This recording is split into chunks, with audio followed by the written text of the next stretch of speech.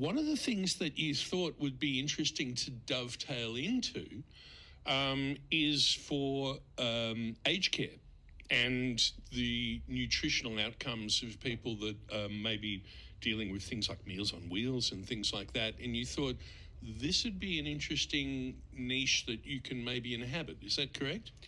Yes, that's a really good, I guess, extension of our business and something we've come to learn through this process. We thought we would just have a retail shop and kind of service, Melbourne families, and then very quickly realised there's this whole other world that is How'd you aged discover care. that? So we were contacted by a couple of customers, also NDIS customers play in a similar space.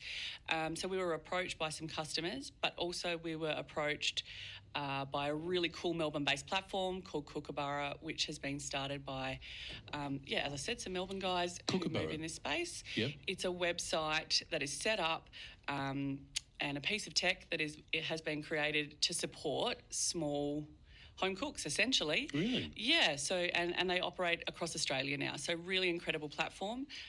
Lyndon and Nick and the team there have been incredibly supportive and really identified us as an opportunity to work with them. So this is sort of the idea is small scale.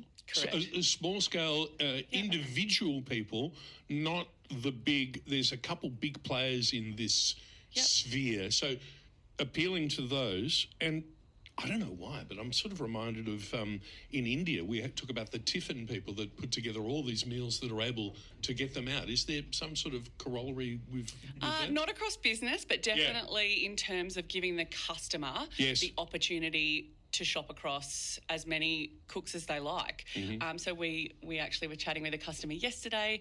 Her brother shops with us and he shops across 2 local cooks, so us and then our friends down the road at Pacifico Sandro.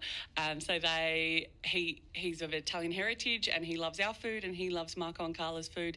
And so he just shops on Cookaborough across our two restaurants. So because it's a huge opportunity, and not only that from that point of view, but it's also a need too, because one of the things when I was thinking about having you on was I was thinking, okay, ready-made meals, there's time that you have to do to make good meals. One of the alternatives is the freezer aisle in supermarkets, and thanks to people like Rosemary Stanton, who we speak to, there's the health stars, and not many of those go past 2 or 3 stars, do they? No. And at the moment, there's about, through aged care, I'm just on the figures that you've provided me. Thank you very much. You make me look intelligent. I can say that Australians are spending over $400 million annually on prepared meals. So it kind of makes sense. Sorry, there's a long-winded way of saying nutrition is not as good in the supermarkets. You're providing nutritional food for aged care people. Yeah, that's right. Yeah. So I guess the concept around the home care piece from a government perspective is around, we obviously have this ageing population and we do not have the beds for them to go straight into aged care. How do we keep our ageing people in Australia at home for longer? And a way of doing that is making sure they're getting good food at home.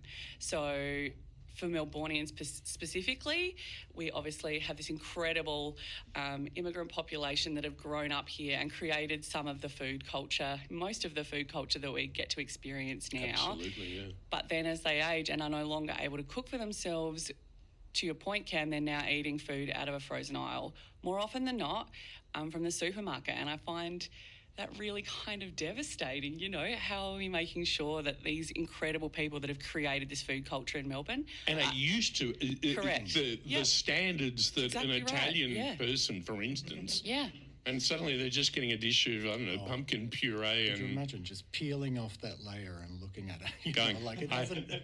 I feel like I'm dying. Yes. Yeah, it's kind of or kill me now. Food before you need to be in that situation. So, so that was, I think it wasn't an initial focus of ours, but it certainly, once we were made aware of it, it's like, well, we can cook and we can get that food to people who want it and deserve that better quality. And I guess and it's kind of like our idea behind the business is to get it from my kitchen to theirs is shortest period of time as possible, so they can, have that experience.